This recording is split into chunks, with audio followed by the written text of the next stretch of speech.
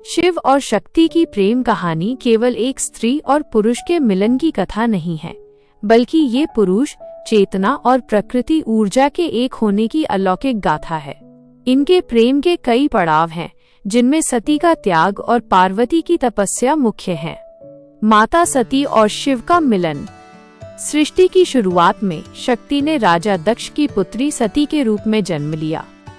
सती बचपन से ही शिव की अनन्य भक्त थी। हालांकि राजा दक्ष शिव के रहन सहन, भस्म लगाना, श्मशान में रहना के कारण उन्हें पसंद नहीं करते थे। फिर भी सती की कठोर तपस्या से प्रसन्न होकर शिव ने उनसे विवाह किया। एक बार राजा दक्ष ने एक भव्य यज्ञ का आयोजन किया, लेकिन उन्होंने शिव को आमंत्रित नहीं किया। अपने पिता के घर जाने के मोह में सती बिना बुलाए वहां पहुंच गईं। वहां दक्ष ने शिव का घोर अपमान किया। पति का अपमान सहन न कर पाने के कारण सती ने यज्ञाग्नि में कूदकर अपने प्राण त्याग दिए।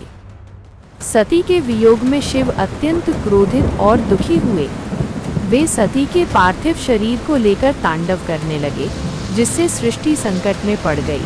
तब भगवान विष्णु ने अपने सुदर्शन चक्र से सती के शरीर के टुकड़े किए, जो धरती पर जहां जहां गिरे वहां शक्तिपीठ बने।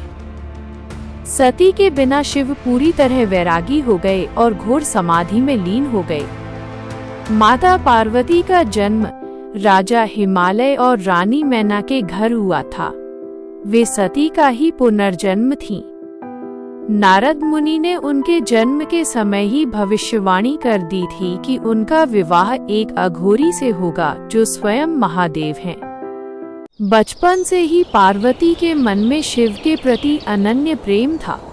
जब महादेव सती के विरह में गहरी समाधि में लीन थे, तब उन्हें जगाना असंभव था।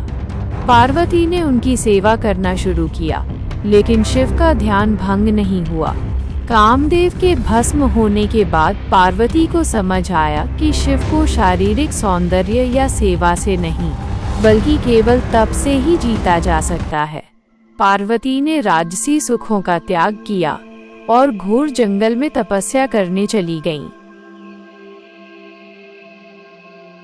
हजारों वर्ष केवल कंदमूल और फलों का आहार लिया।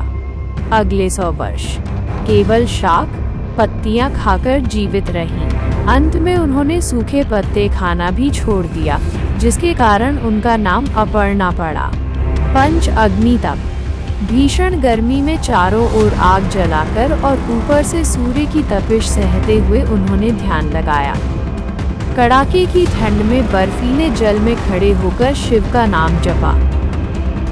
पार्वती की तपस्या देख पूरा ब्रह्मांड हिल गया। अंत में भगवान शिव ने उनकी परीक्षा लेने का निर्णय लिया। वे एक बटु ब्राह्मण का रूप धरकर पार्वती के पास पहुँचे। उन्होंने शिव की जमकर बुराई की। उन्होंने कहा, तारांकन, तुम उस भस्मधारी, श्मशान निवासी और गले में सांप लपेटने वाले से विवाह क्यों करना चाहती हो? वो तुम्हारे योग्य नहीं है। पार्वती ने क्रोधित होकर कहा, महादेव क्या है? यह केवल वही जान सकता है जो प्रेम करना जानता हो। आप मेरे आश्रम से चले जाइए, मैं उनके दोष नहीं सुनना चाहती। पार्वती के इस अडिग विश्वास को देखकर महादेव अपने वास्तविक स्वरूप में प्रकट हो गए। उन्होंने मुस्कुराते हुए कहा, हे पार्वती, आज से मैं तुम्हारी तपस्या द्वारा खरीदा हुआ तुम्हारा दास हूँ। इसके बाद भगवान शिव और माता पार्वती का भव्य विवाह हुआ, जिसे आज भी हम महाशिवरात्रि के रूप में मनाते हैं। यह कहानी सिखाती है कि यदि लक्ष्य पवित्र हो और संकल्प दृढ़, तो स्वयं ईश्वर को भी आपके पास आना पड़ता है।